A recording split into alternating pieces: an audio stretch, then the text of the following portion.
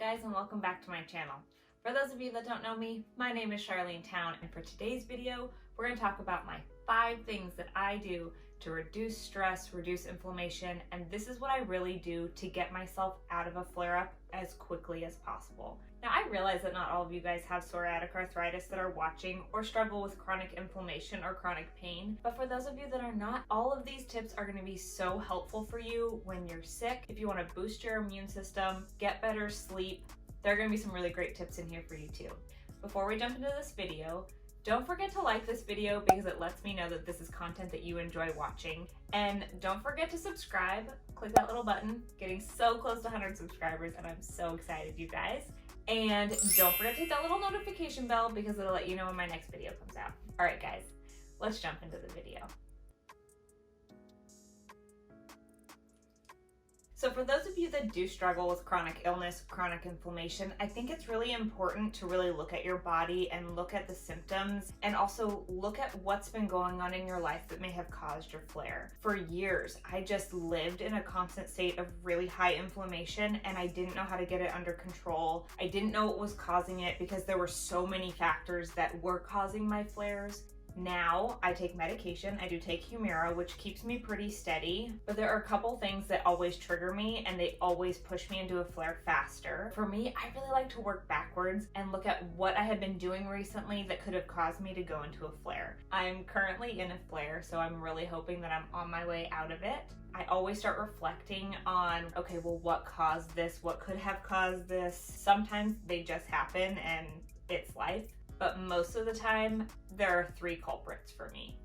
1, sugar. Now, sugar is just not good for your body in general. It just tends to cause a lot of inflammation in your body. It's not good. So sugar is 1 for me. Number 2 for me is sleep. I recently changed my morning routine. We finally got Liv sleeping at night. And so she sleeps all night long and it's magical. And I was like, okay, this is great. If Liv's gonna sleep solid until at least 6:30, sometimes 7:30, which is magical, I can get up at 5 and get my workout done and my work stuff done before she's awake. That way I can be really present with her as much as I can. But because she was going to sleep, me and my husband started staying up a little bit later than we normally do and, watching movies and just really spending time together at night, which we haven't done in so long because for so long we knew that she was going to be up in the middle of the night. So we would go to sleep early knowing that we would be up in the middle of the night. And so when she started sleeping, we were like, oh my goodness, we can watch movies and have fun again. Sleep started taking a little bit of a backseat for me. And this year, just with like the pandemic and everything going on, my workout group has been doing back-to-back challenges or pretty close to back-to-back challenges, which is fantastic because for me mentally, it's such a good thing. It is so incredible to have a community to check in with every day, to keep yourself motivated, to keep yourself accountable, to have so much love and encouragement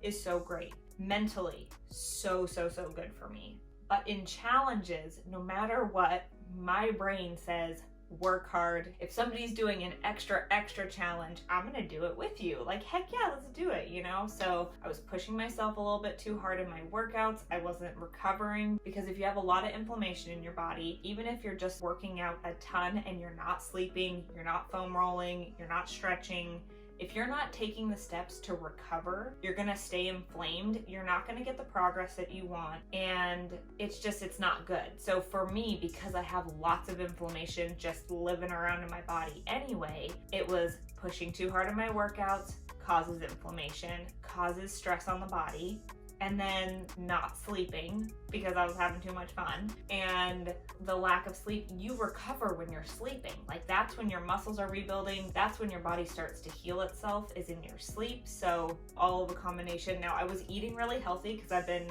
doing challenge after challenge and we've been sticking to the hot body meal plan, which is fantastic. So I feel like I had an edge up on this flare just because my diet has been so on point. But I've done a couple things to kind of add some extra anti-inflammatory foods in there. So that being said, tip number 1 is get more sleep. Now, I know for some of you, especially if you're new mamas or you just have kids or you work nights or whatever, you can't survive without sleep, and your body doesn't recover without sleep. And I know my body does not recover without sleep. So for me, making sure to get 8 hours of solid sleep is key. Now, when I'm in a flare, I tend to be in a lot of pain, and so it's hard to sleep at night when you're in a lot of pain. I've been working with a holistic doctor for 3 or 4 years now, and she helped make a sleep tincture. It's specific to my body. We've run so many different tests. So we've worked on a whole bunch of stuff with diet and supplements, and so she created this sleep tincture for me. It's magical. There's no CBD. It's not anything like that. It's just a combination of herbs. We've worked with a couple different ones. This one I've been taking at least 3 years. I only take it when I really need it. I've been taking it solid for about a week now. I also have allowed myself to sleep in. I sleep in until about 6:30, which gives me another hour and a half of sleep. And it's so magical. I love waking up early and getting my own me time in before Liv wakes up. It's so important for me, but I also have to tune into my body and realize where I'm at, and sometimes my body just needs to rest. A couple times recently, I've even allowed myself to nap. It's really hard for me to turn my brain off because there's so many things that can always be done, chores and work. So for me to actually be able to take a nap means I'm exhausted. There have been 2 times in the last, I think, 2 weeks that my body's just so exhausted. I was in reading books to Liv to get her to go down for nap time, and I just kept falling asleep. And I realized, hey girl, you might need to take a nap. Even if it's just 20 minutes, just go close your eyes. And I know that people tell you to do that when your babies are small. I just can't. It's so hard for me to nap. And when Liv was really small, I couldn't nap at all. I just was like worried about her all the time.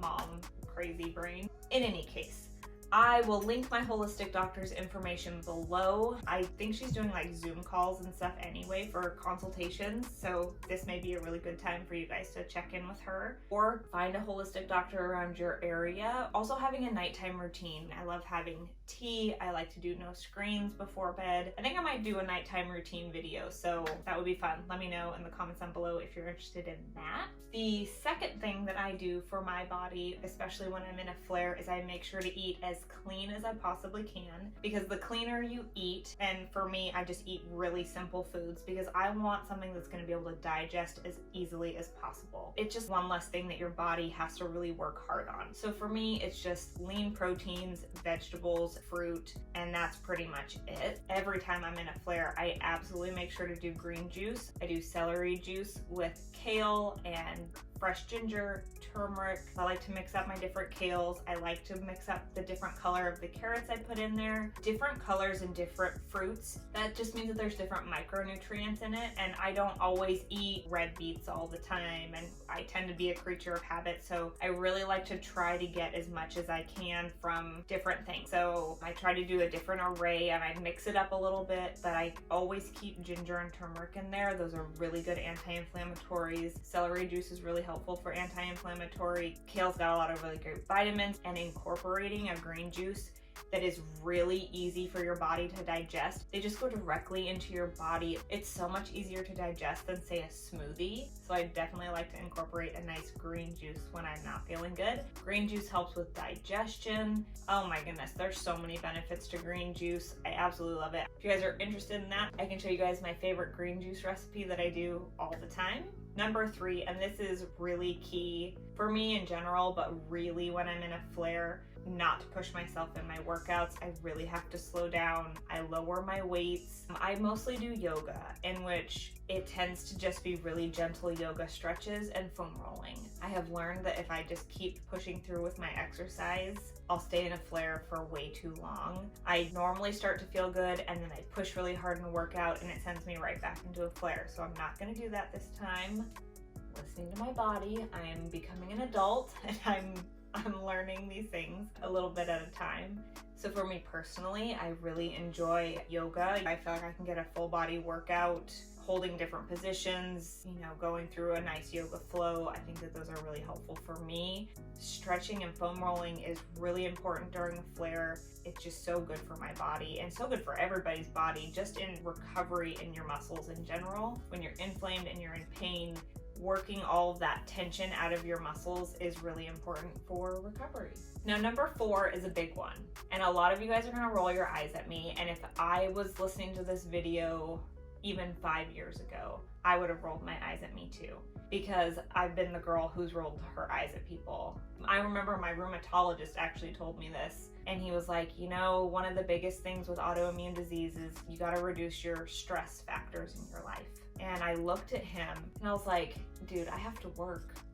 You know, like, doesn't everybody have a really stressful job? Reducing stress is really key. For me, I ended up changing my career and I became an esthetician. I absolutely fell in love with the work that I do. And do I still have stressful days? Absolutely. But I've just changed my focus on it. Some of us can't change our work situation. Sometimes maybe you're a stay-at-home mom and you have kids that you're taking care of, and kids are stressful. Like, they're wonderful, they're so great, but every day is different and we have really stressful days, and there's a lot of things that are going on for all of us. So something that I was listening to, I believe it was a Brene Brown podcast, and she was interviewing this woman and it talked about stress and anxiety, and it really hit home for me was just that you can't feel anxiety when you're in a state of gratitude. If you're so grateful and you focus on gratitude, you can't feel those two emotions at the same time. And I've leaned into that so much, especially during this pandemic. Gratitude has been huge for me. So I make sure to do my gratitude journaling. Do I always write it down? No, but I run through my list of gratitude. Another podcast that I was listening to, and I can't remember who it was that I was listening to at this point, but they called it the ABCs of gratitude. And she used to do it when she'd go to sleep. It was like if she couldn't sleep because she was anxious or she couldn't go to sleep, she would just focus on the ABCs, and she would start at A. And what was something that started with the letter A that she was grateful for? And she would work down the list. And I started doing that when I'm laying there in pain, just because it's so easy. When you're in pain, it's so easy to be in a negative mindset. When you're stressed, it's so easy to be in a negative mindset and only focus on the bad things and the hard things, because that's what's happening in your life, right? But that's not the only thing that's happening in your life. So one night I was laying in bed and my body just hurt everywhere. And I was like, you know what? I'm going to focus on my ABCs of gratitude. And I started with my arms. I'm so grateful for my arms. My arms allow me to carry my daughter. They allow me to brush my hair and play and all the things that you do with your arms. And then B was I just gave my body a nice big hug, and I was like, you know what? I love this body. This body is where I live. I live in this body, and it's not happy right now, but that's okay. Like, I'm just so grateful to have a body that moves and allows me to do these things. And then C, Chelsea, I'm always thankful for Chelsea. My dear friend Chelsea, I always think of you when I do my ABCs of gratitude. D for Doug, I just work my way down my list of the ABCs. And my daughter, find something that you're grateful for every day, and it can be something really small. I always like to thank my body. Whether you're going through a weight loss journey, or you're going through pain right now, or you just have a really stressful situation going on, I think it's so important to remember that you don't have to be grateful for the way you look. Like, you don't have to be like, oh man, I look so good today, you know, I'm wearing the best outfit, or I fit my favorite pair of jeans. Like, it's not about that. Your body carries you through life. It allows you to move. It allows you to do so many things. So even just taking that minute to give your body a little snuggle and say, I'm really grateful for you, even at its lowest point, because, you know, we all deserve that love, and your body deserves it too. So sending gratitude to yourself, sending gratitude into the world is really helpful for your soul and for inflammation, because it helps reduce your stress levels, and reducing stress reduces your inflammation and will get you out of a flare faster. So focus on being grateful. Let me tell you, focusing on gratitude can be really hard when you're in a lot of pain, but it's something that really helps me. So I hope it can really help you. Number 5, which I did not learn until this year, and that's crazy because I've struggled with this for a very long time, is telling your loved ones what you're going through. It's not something that I share Telling people that I'm in pain, telling people that I can't do something is not acceptable to me. Somewhere in my brain, I tell myself, no, you can do this. You've got this. You can take care of yourself. Nobody will understand. Nobody's gonna care. People are just gonna think you're complaining. And that's not true. Apparently, that's what I'm learning very, very slowly. I finally told my husband for the first time, maybe 6 months ago, telling my husband that I'm in a flare. And he's like, okay, let me know. Let me know what you need. Let me know what I can do. At the end of the day, Liv wants to be carried around, and I've been carrying her around all day, and my body hurts and my body is tired, and there are days where I'm like, babe, I can't. Like, I can't physically pick her up right now. Can you pick her up? And I don't even have to ask him anymore. Now I feel like he can see me because he knows that I'm in pain. He doesn't just see like, oh, she's just not picking up the kid. I've told him, I've expressed to him, today's not a good day. And I just need some help. And he's like, yeah, on it. Just on it, which is incredible because in the past, even pre-baby, was like, I would carry in the 50-pound bag of dog food and not ask for help because I can do it. My body can do it. I'm just in so much pain doing it. And it's not helpful, and it doesn't help my body for me pushing myself to do something that I could ask somebody else for help for. Just me and my brain asking for help is like the worst thing ever. I'm moving away from that. I'm learning to talk about it, and I'm learning to accept help from others, which is incredible. Also, have a community. I think I've said this in other videos, but I feel like when I tell people about the TeamLSF community, they roll their eyes at me. They're like, yeah, I could never work out at home. I could never put myself out there online. And I'm telling you, I've been part of the TeamLSF community for 2 years, and this is the first flare that I've really put out there. I used to go into a flare during a challenge, and I kind of just drop off the planet. I would try to be encouraging to others, but I would just hide because I was so frustrated that I wasn't going to be able to finish a challenge. And this time I went into this challenge in a flare, and so I said from the beginning, I'm in a flare, and I'm gonna do the best I can. I'm gonna focus on the good things. And about week 2, I did the ladder challenge on one of the last days of HIIT, and I went down. My body said no immediately. I became overwhelmed with inflammation and pain, and I was so frustrated. And for the very first time, I think I showed how much pain I was in on Instagram stories, and I was fully expecting, I don't know what I was expecting. I've never put that out there. I don't even cry in front of my husband really when I'm in that much pain because I don't want anybody to know, because to me it's a weakness. So I put it out there on Instagram, and I have had so much overwhelming amount of love from this community of women that I've never met in real life. I didn't know there were so many people out there like that. You build a community of supportive people, and oh my goodness, I just cannot tell you how fast I've actually gotten through this flare because of the support that I've had from other people. In the past, I would have kept pushing or I would have given up. And I had so many people reach out to me, and they were like, well, don't give up. Well, don't give up, but don't hurt yourself. Just do what you can. It's okay to do what you can.